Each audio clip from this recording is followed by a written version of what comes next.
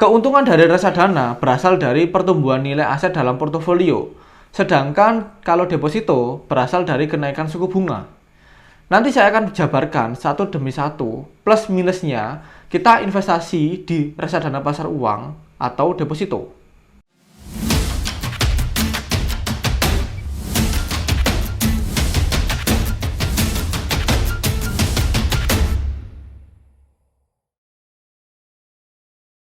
Halo Sobat Invest, balik lagi dengan Rizky di sini. Semoga Sobat Invest dalam keadaan sehat selalu. Oke, kali ini saya bawakan sebuah serial video baru, episode baru, yaitu tentang adu untung investasi. Dalam serial video kali ini, saya akan bawakan yaitu reksadana pasar uang versus deposito. Yang pertama, apa itu? Reksadana adalah instrumen investasi non-bank yang dananya sepenuhnya dikelola oleh manajer investasi. Sedangkan untuk deposito adalah instrumen investasi yang dikelola sepenuhnya oleh bank. Jadi produknya dari bank itu sendiri. Bagaimana dengan keuntungannya? Keuntungan dari reksadana berasal dari pertumbuhan nilai aset portofolio. Sedangkan kalau deposito berasal dari kenaikan suku bunga. Untuk reksadana pasar uang sendiri, sejauh ini keuntungan terbesar berasal atau berkisar di angka 6 hingga 8% per tahun. Ini saya tunjukkan grafiknya. Di sini kalian bisa lihat RDPU, RDS, dan juga RDPT. Sedangkan untuk deposito yang saya lihat saat ini itu masih berkisar di angka 2 hingga 3% per tahun. Namun, sejak saya lihat di tabelnya, kita bisa lihat ada 2 bank saja yang berani mengeluarkan return atau imbal hasil sebesar 6 hingga 7% per tahun. Sebut saja Bank MNC dan Bank Maspion. Jadi the winner point ini adalah reksadana. Oke, kita ke poin selanjutnya. Berapa modalnya? Untuk reksadana, modal awal yaitu berkisar 10.000. Jadi ini adalah instrumen yang merakyat. Kita 10.000 saja sudah bisa nabung, sudah bisa investasi. Bagaimana kalau deposito? Deposito itu minimal modalnya itu 10 juta, teman-teman. Tapi kemarin saya coba research di internet, ada salah satu bank yang modal awalnya cuma 1 juta, yaitu Sibank. Kita tahu Sibank itu adalah induk daripada Shopee dan Garena. Jadi the winner point ini adalah berimbang ya. Reksadana 1 dan deposito 1. Keseluruhan poinnya masih dimenangkan oleh reksadana, yaitu 21. Poin berikutnya yaitu bagaimana dengan hitungan pajak. Untuk hitungan pajak, reksadana itu adalah instrumen investasi yang bebas pajak karena bukan termasuk objek pajak. Sedangkan deposito dikenakan pajak sebesar 20%. Oke ya, kita deal ya. Poin ini dimenangkan oleh reksadana karena net income-nya jauh lebih gede daripada deposito. Jadi poin secara keseluruhan yaitu 3-1. 3 oleh reksadana dan 1 oleh deposito. Oke, kita ke next point. Bagaimana dengan likuiditasnya? Likuiditas yang kita tahu, kita search di internet, pengertiannya adalah seberapa mampukah lembaga keuangan atau institusi ketika ada nasabah yang redemption, bisa nggak dicairkan, itu likuiditas. Untuk reksadana sendiri, bisa cair kapanpun.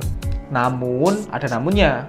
Ada tenggat waktu 3 hingga 7 hari ya, baru masuk ke rekening. Nah, itu tenggat waktunya. Sedangkan kalau deposito, ini bisa dicairkan kapanpun, dalam tanda kutip bunganya. Tapi kalau pokoknya kita mengikuti aturan yaitu 3 bulan, 6 bulan, 9 bulan, 9 hingga 12 bulan. Kemarin saya coba riset lagi di internet, yang bisa melakukan itu hanya Sibank. Sibank depositonya bisa dicairkan, bunganya itu kapanpun kalian mau. Oke ya, jadi the winner point ini adalah deposito. Keseluruhan poinnya, deposito 2, reksadana 3. Poin yang terakhir yaitu resikonya gimana. Oke, kita dari tadi bahas tentang modal, keuntungan. Nggak afdol kalau nggak bahas resiko. Resiko penting juga dalam investasi, semua pasti mengandung resiko. Oke, untuk reksadana. Reksadana resikonya memang terbilang sangat kecil sekali. Tapi, ada tapinya. Tapi resiko terbesarnya yaitu adalah gagal bayar. Contoh gimana maksudnya? Maksudnya saya investasi ke RDPUA. Oke ya, RDPUA diinvestasikan ke obligasi saham sukuk pasar uang. Salah satunya obligasi pemerintah dan obligasi swasta. Ketika obligasi swasta gagal bayar, bisa dipastikan nilai kita rugi. Itu salah satu resiko. Resiko yang kedua adalah redemption secara besar-besaran atau penarikan uang oleh nasabah secara besar-besaran. Itu juga bikin porto kita rugi. Oke, itu untuk reksadana. Dan nggak enaknya reksadana nggak ada yang jamin. Kalau kita rugi ya udah rugi. Itu urusanmu, bukan urusan manajer investasinya. Kalau deposito itu adalah instrumen investasi yang kecil banget risikonya. Mengapa kecil? Ya karena kita tahu nilainya berasal dari kenaikan suku bunga. Kalau suku bunganya oleh Bank Indonesia itu anjlok, bisa dipastikan rupiah melemah, dolar menguat, ekonomi juga nggak karu-karuan. Maka dari itu Bank Indonesia itu menjaga stabilisasi suku bunga agar tidak terlalu anjlok dan tidak terlalu tinggi. Itulah risiko dari deposito.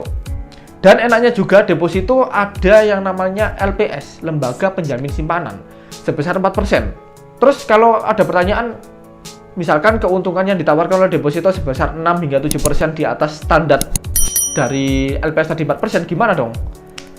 Oke, itu nggak masalah. Contoh si bank tadi ya, si bank mungkin nggak kolaps, mungkin nggak bangkrut. Kalau si bank kolaps, Shopee, Garena bangkrut.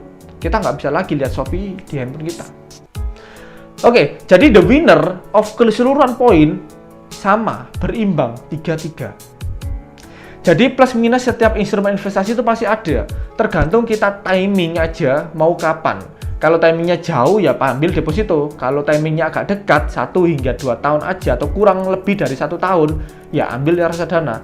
Karena kalau kita ambil deposito nggak maksimal returnnya. Oke, so tentukan pilihanmu sendiri mau reksadana, pasar uang atau deposito untuk investasi jangka panjang. Saya Rizky undur diri, sampai jumpa.